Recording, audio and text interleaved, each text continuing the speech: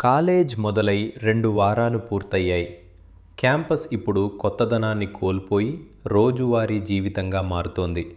ఉదయం క్లాసులు, మధ్యాహ్నం ల్యాబ్లు, సాయంత్రం అసైన్మెంట్లు, రాత్రి పరీక్షల గురించి చర్చలు.